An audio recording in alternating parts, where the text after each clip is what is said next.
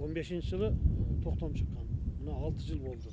Рыскуловдордун үй бүлөсү Айыл Чарба багытындагы кайра бөлүштүрүү фондунун жерлерин ижарага алып иштетишет. Айтымдарында Исанов айыл өкмөтүнүн жетекчилиги алардын 25 жылга ижарага алган 2 гектар жерин мөөнөтү бүтпөй жатып кайтарып алуу аракетинде жүрөт. Муну менен айыл өкмөт алардын жерин акча сунуштаган тарапка берүүнү көздөдө деп божомолдоп жатышат. Айылдык кеңеш экөө биригип алып, айылдык кеңеш айыл өкмөтү сотко бериптир.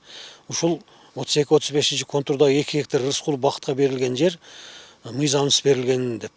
Айыл өкмөт болсо ошол мыйзамсыз берилген жерди туура мыйзамсыз берилген экен деп мындай билдирүү берген дагы экөө тең 2-ден 4 адвокат алып ишти сотко өткөрүп бериштир. Биз буну кече жакында билип атабыз. Бул өзү негизи мыйзамдуу туура эмес. Айыл өкмөт бул жерде кандайдыр бир кызыкчылыктардын кагылышы болуп атат. Bir üçüncü жак бар бул жергечи. Жерди ижарага алган тарап жергиликтүү бийликтин бул кадамы мыйзамсыз деп эсептейт. Анткени кайра бөлүштүрүү фондунун 32-35 контурундагы 2 гектар жерин айыл өкмөткө алуу боюнча жазылган доо арызда жүйөлүү фактылар көрсөтүлгөн эмес. Анан да айылдык кеңештин ошол кездеги төрагасы арыз менен сотко кайрылган учурда Орусияда болгон. Бирок 32-35 контурда 10 гектардан ашык жер бар. Ал эми төрага Мирсайыт Тойчиев 2 гектар жер менен гана чектелген дешет. 7-8 гектарын бул жерде бир алма кооперативи бар экен, ошолор иштетип атат.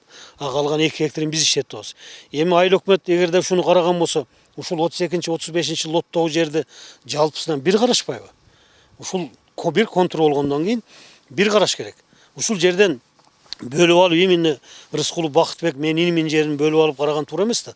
Значит, именно бөлүп алып прокуратурага бербестен сотко берип ушул жерден бүтүрүп алабыз деген бул жерде бүдөмүк иш пайда болуп атат. Наразы тараптын белгилешинче 32-35 контурдагы жер боюнча Исанов айыл өкмөтү менен Ноокат райондук сотуна мурдада кайрылуу болгон. Сот Байыш айылындагы жашоочулардын арызын кароодон баш тартса, ал эми айыл өкмөт мыйзам бузуу болгон эмес деген тыянак чыгарган. Азыр эми айыл өкмөт жерди ижарага берүүдө мыйзамсыз жагдайлар бар экенин билдирүүдө.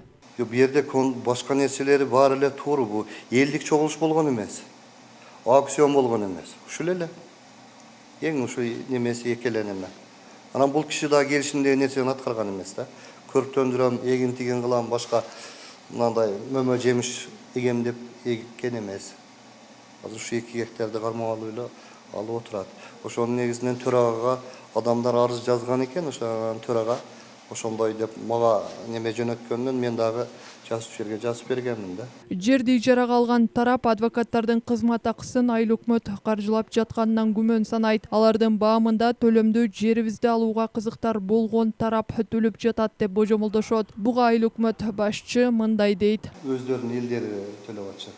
Өздөрүнүн эли дегенде ким болуп калат? Ошол айылдаштары. Айылдаштары алар кандай каршы жазып аткандар? Каршы жазып аткандар ошо адвокат ошолор жалдап өздөрү төлөп атат ошонун акчасын. Бул жерде канча адам бар ошо? Каршы адамдар? Эми ушу арызда көрсөтүлгөн. Ошол арызды көрсөк болобу? Айттым го, жер адисим жок. Жер адисте.